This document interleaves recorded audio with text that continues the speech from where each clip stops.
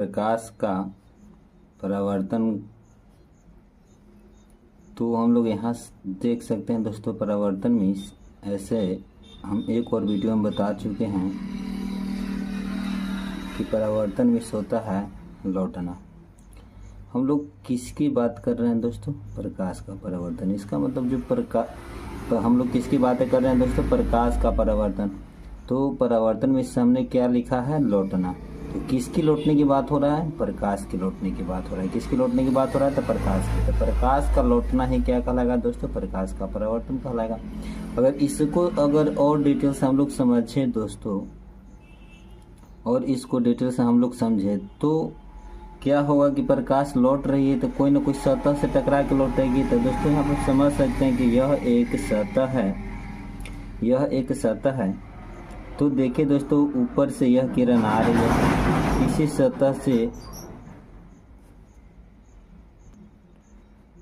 सतह से टकराई और टकरा कर यह अपनी ही दिशा में लौट गई। तो हम लोग बोल सकते हैं कि जब प्रकाश की किरण किसी सतह से टकराती है और अपनी ही दिशा में लौट जाती है, उसे हम लोग बोलेंगे प्रकाश का परावर्तन।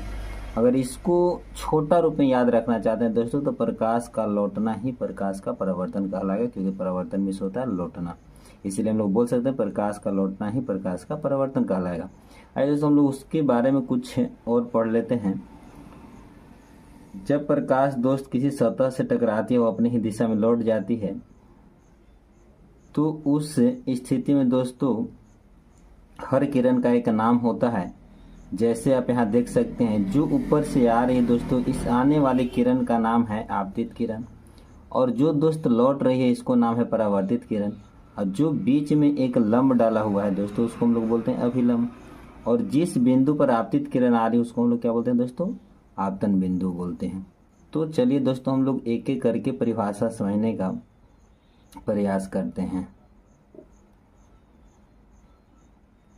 तो दोस्त हम लोग समझते हैं आपतित किरण के बारे में। तो आपतित मीन्स दोस्त आना, आपतित मीन्स आना। तो आने वाली किरण को आप बोल सकते हैं दोस्तों कि आने वाली किरण को आपतित किरण कहेंगे दोस्तों। आने वाली किरण को आपतित किरण कहेंगे दोस्त। अगला परिभाषा हम लोग समझते चलते हैं, परावर्तित किरण। परावर्तित मीन्स बताए थे दोस्तों लौटना। तो हम लोग बोल सकते हैं, तो परावर्तन मीन्स बताए थे दोस्तों लौटना होता है। तो लौटने वाली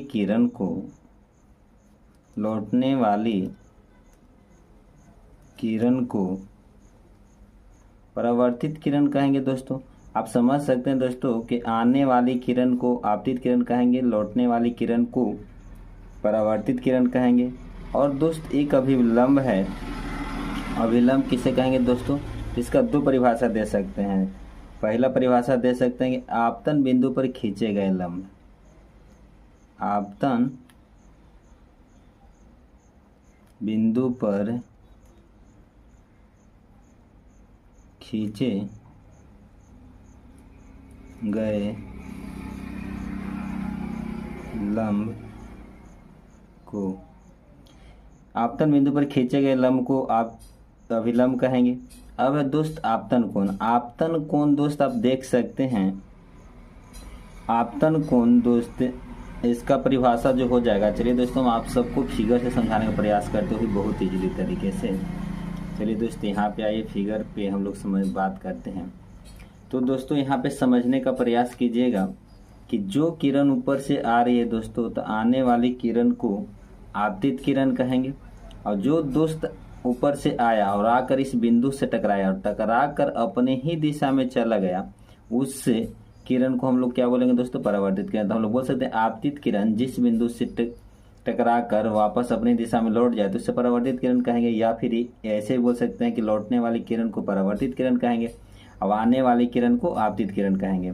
और अभिलंब का दूसरा परिभाषा ये था दोस्तों कि इधर से ये देखिए आपतित किरण है और इधर से देखिए परावर्तित किरण है। इधर से परावर्तित किरण है, ये आपतित किरण है। तो आपतित किरण तथा परावर्तित किरण के बीच में डाले गए, इसको लंब बोलेंगे दोस्तों, डायरेक्ट अभिलंब नहीं बोलेंगे।